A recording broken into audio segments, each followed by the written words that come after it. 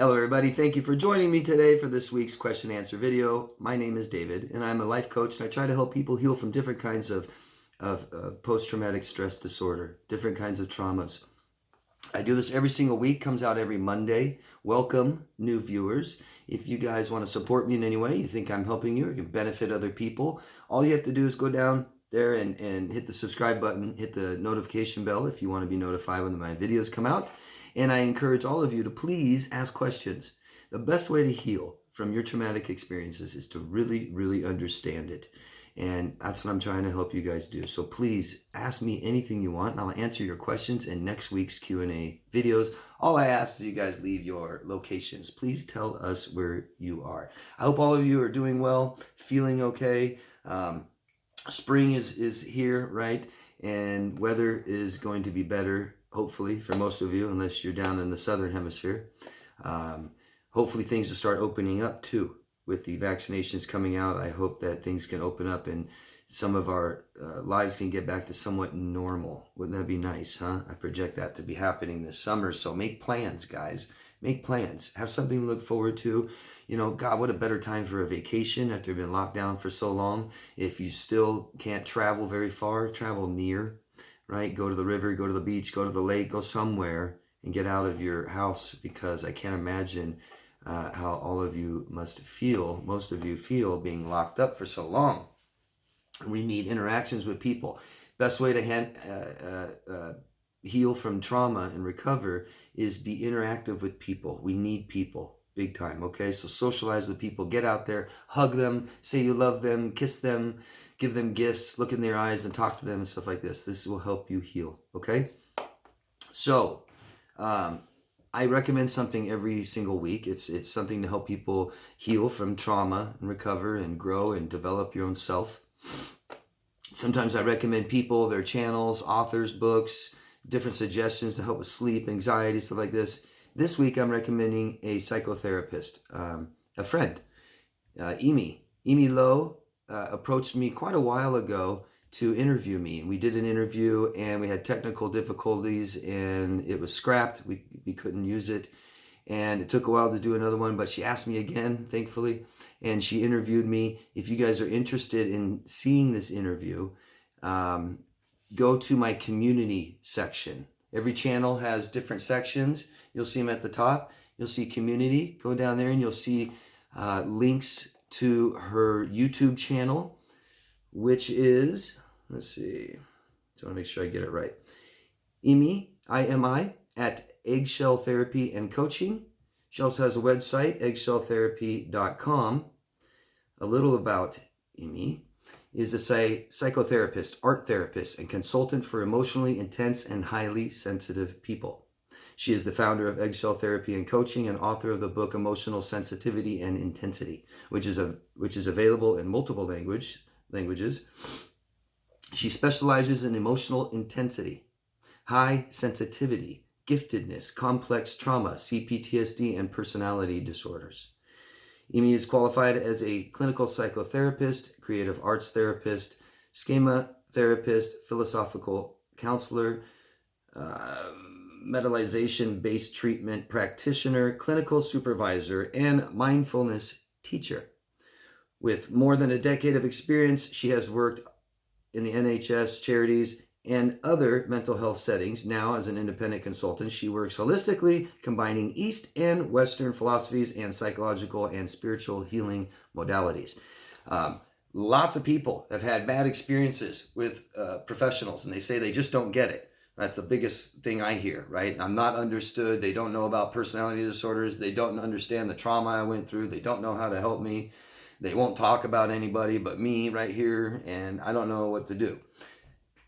She gets it. Imi gets it. So any of you that are interested in speaking with a mental health professional practitioner, try Imi out. Go to her website. Go see what she does. She's absolutely qualified, as you can see. She is wonderful. She is sweet. She is nice. She is smart. And she's very good at what she does. So I encourage all of you to check her out. Support her YouTube channel, things like this would be great. And like I said, if you're interested in the interview, you can see a snippet of it on her YouTube channel. You can go to my community section and see it. And there'll be a link to her website where the podcast is. I've had difficulties finding the podcast by just going to her website. So if you follow the link in the community section, that will take you to the full interview if you are interested in listening to that. Thank you very much. And thank you, Imi, for interviewing me. Okay, so let's get to the questions. First question is from Power Cord Powerlifter, Brian from Ottawa, Canada. Hi, Brian. I'm looking forward to videos about the resentment stages with cluster B. Angry at them for how we were treated and fooled but also angry at ourselves for getting love bombed in the relationship with them and quickly seeing we are walking in quicksand. Yeah, I think I'll make more videos about this. Betrayal, right? No explanation, no closure, smear campaigns, this kind of stuff. The aftermath of these relationships can be horrendous, and they can keep following you for a very long time. I'll make more videos that help with dealing with this. But best thing, I'm glad you're asking, Brian. Like I said before, the best thing to do to heal from traumatic relationships is to really understand them. We didn't understand the people that we committed to, that they had a personality disorder. Typically, this is something we find out afterwards, and we need to know why. Why are we getting involved with people with personality disorders, people that are unhealthy, sick, and manipulative, and abusive, and traumatize us? You can learn a little bit about when you learn about them, but the more you learn about yourself, the more you will heal from this, and the less chances of you doing it again, repeating it with these people. Brian and everybody out there, it's not your fault. How people treat you is not your fault. When people abuse you and hurt you and traumatize you, it is not your fault. I don't care how many times we allowed it. I don't care if we let them back in our lives after they hurt us. It doesn't mean it's our fault. But there are ways to avoid this and heal from this. Typically after loss, we introspect and look at ourselves. And that can be hard. It can be painful. It can cause depression.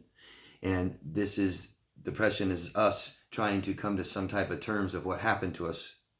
Yeah. And so understanding your abuser with compassion does help. I know that might really sting to some people out there. What? Give compassion to my abuser? But it's for you. It's for you to understand who they really are. We didn't know how sick they were in the beginning, right? And it takes a while for a lot of the problems to surface in relationships. And by the time they do, we're hooked, right? And we start to slowly learn about who they are. And after relationship, that might be the first time we really decide or see who they are. But learning and really getting to know who they are finally can help alleviate a lot of guilt and shame and a lot of anger and a lot of resentment. We'll start realizing that what we wanted from them, they weren't capable of. They were not capable of. Understanding that they are not the person we thought they were, that they are totally different than you. Your abuser is different person than you. Different wants and different needs and different feelings and different values, yeah? So the more that we learn and understand this, the more we can accept what happened to us, okay? The more we see how we had some control, and that we realize we have control now. We don't have to be so scared of this happening again. A lot of these experiences leaves us victims as never wanting to try again with people. We can't do that. We cannot shut the door on the whole world, and we have to let the world enjoy us too, right? Thank you, Brian. I'll make some more videos about that topic. Thanks. And Rory, this year I am decorating my tabletop Christmas tree every holiday. I decorated it for Valentine's, now St. Patrick's, next will be Easter. Also have wrought iron wall hanging. I decorate the same way. Leave the lights in because they make me happy, and that's what matters. It doesn't matter what everybody else is doing. It doesn't matter what everybody else thinks. And it doesn't matter what you do. It matters how you feel about it. Thanks for sharing, Rory. Rory from Ohio. Thanks, Rory. I just wanted to read that because it's great. We need to start thinking for ourselves. What do I want? How does that make me feel? What do I need? What do I value? Not other people. That's how we were raised. Beth from, I don't know. Leave us your locations, please, guys. Thanks. I have been a subscriber of yours for a very long time. No, you didn't say very. For a long time. Keep up the great work. Thank you, Beth. I will. You have helped me in your videos. Continue to do so. I agree with fake it till you make it. Thanks to you, I've gotten through the darkness. It does get better. Thank you, Beth. Yes, it does get better. And we need people like you saying this that are, in the middle of it or maybe on the other side. It does get better. We all have our own experiences. I'm not telling you guys like, oh, I've been where you were, and so I'm good now, so you will be too. But we can triumph. Okay? Thank you, Beth. Victoria from the Bay Area. Hi, Victoria. I've been narcissist free almost 3 years. I don't know if this was healthy, but in my head, he died. So it was kind of sad when I saw him down the street. I finally moved out of the town so I don't have to keep killing him off in my head, LOL.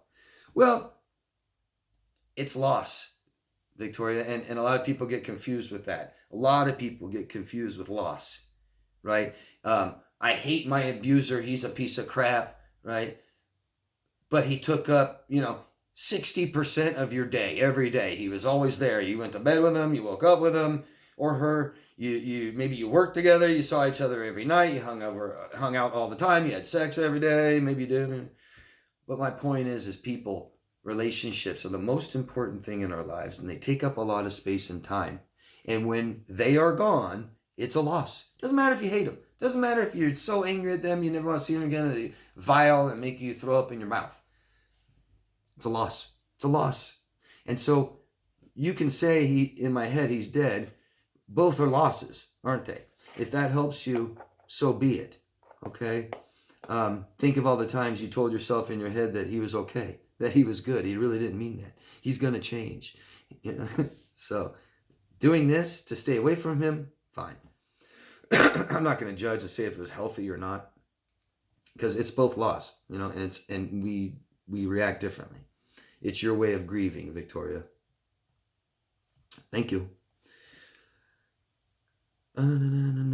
Nia from Sweden. Hi, Nia. So true, David. It definitely takes a lot of work to change. A change of partner can never fix someone's abusing ways. Thanks for highlighting this.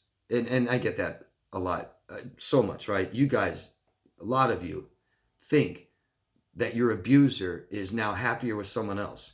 You guys are in this horrific, abusive, toxic relationship where maybe this person beat you, cheated on you, lied to you, no moral compass, just awful. And now they just have a new girlfriend, a new boyfriend within a week, 4 weeks, whatever. And now they're all better because it says so on Facebook. It says, look, I'm happy. I found the person of my dreams. We're soulmates.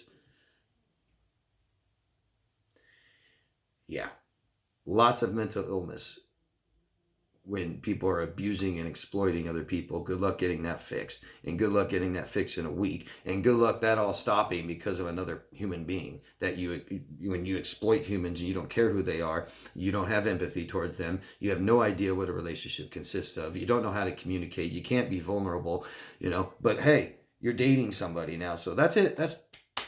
Imagine if that was true, most of us wouldn't have mental health problems, right? Dating sites and stuff like this would be number one, the best thing in the world. I just got to meet the right person, and I'll stop hearing the voices. I got to meet the right person, and then I'll care about human beings for the first time in my life at 55. Say I'm 55 years old. I've never cared about people. I beat them. I cheat on them. I spit in their face. I don't care. I don't know how they feel. I don't care. But, pretty girl walking down the street. Hi, nice to meet you. I'm all better. They told me they love me, so now I'm good. Yeah. Would love to watch that video about negative and challenging thoughts. These people are definitely time consuming. He used to take up all my time for half a decade. So in the beginning of No Contact, I used to get really anxious and lonely because I suddenly had so much time to myself and I didn't know what to do with it. When my brain finally accepted it, it truly helped with what you're suggesting, meaning focus on myself and what I want to do. as well as planning my goals for the future. I have a question related to what you said. How come the narcs can be nice to people they're not in a relationship with? When I met my ex, we were friends in the beginning and was extremely charming. So naturally, I was totally floored. That obviously changed as soon as I became his girlfriend, which he, by the way, rushed me into. How come the narc can be as good in relationships when they can keep up friendships? And who is that person that we meet in the beginning of the relationship? Okay. So, first of all, we're talking about personality disorders, right? Like, assuming this person you're talking about, or you say narcissist, right? Who cares? Let's just say you say narcissist. You're asking about somebody who's a narcissist, who was so great in the beginning of your relationship, towards the end, awful, but he can still be nice to other people, so-called friends. So, Nia, personality disorders, big problems. We all have problems, right? People with PDs have a really big problem, huge. Their problem is they cannot create, form, keep, hold, sustain any kind of healthy, functional relationships with human beings. That's their problem. All 10 personality disorders, that's their biggest problem. Being that that's the most important thing in their lives and they can't do it, that would be the biggest problem, right? So relationships, these are the problems they have in relationships with people. And so that means I may not have such a problem with my neighbor 2 doors down or my mailman that I see and just get the mail. But as you get closer to me, we start having problems. As I commit to people in relationships or people commit to me, there are problems. They start to surface, okay? As we go on in time, my problems really start surfacing. One big problem amongst many that they have, one big problem for narcissists is being vulnerable, right? They will not be vulnerable, emotionally naked, open to you, really showing you who I am. And that's how I feel, what I want, what I need, asking for it, communicating, please, right? They can't do that. Why? Because they have completely rejected their self, who they really are. Parents wouldn't allow them. Parents made fun of them, teased them, only supported what they wanted their child to be, but never let their child be who they're going to be. Okay? So this creates a lot of shame. And so the person that they want people to see is not who they really are. So they pretend to be this person, right? And everybody knows that we be nice to people. Okay, that's how you get what you want and need. We are so dependent on people. Okay, and I'm not talking codependency. Society, we need each other. We need people. So the best way to get what you need from someone is be nice, right? That's the way society works. So the reason he was good in the beginning with you, Nia, is because he wasn't committed to you yet, and he never invested anything yet. Right? It's way easier to be open sometimes to someone you don't know. A little open, right? It's easy maybe to get along with someone you don't know yet than it is to someone you hate, right? His problems surfaced in your relationship with him, Nia. And it doesn't necessarily have to surface right away. This is a spectrum. Some people are so awful, they can't even go through a day of like shopping, going to the bank and the post office. Oh no, they're going to go to the grocery store and they're going to get in an argument with a customer. They're going to get in an argument with the checker. They're going to get in an argument with the teller at the bank. They're going to get in an argument with a post office employee or a customer at the post office all day long. That's how bad they are. Totally socially inept. Can't function at all. Your ex isn't that bad, right? He's very nice and a little charming, right? And then as he commits to people, his problems surface. I can't be vulnerable. Therefore, I'll never tell you the truth. I'll never tell you what I want, what I'm scared of, right? A lot of these people have fears of intimacy.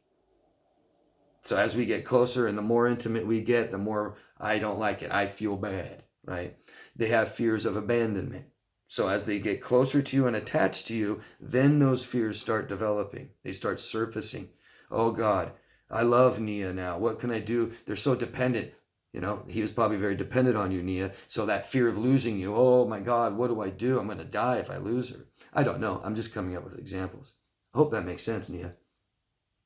Keep asking questions. Let me know what you think of what I said. Okay? And so extremely charming, so naturally, I was totally floored. That's when you met your ex.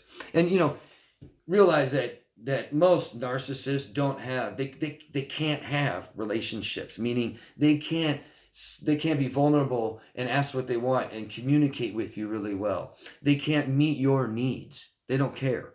Okay? So relationships that narcissists have do not grow. They do not function. They're not loving.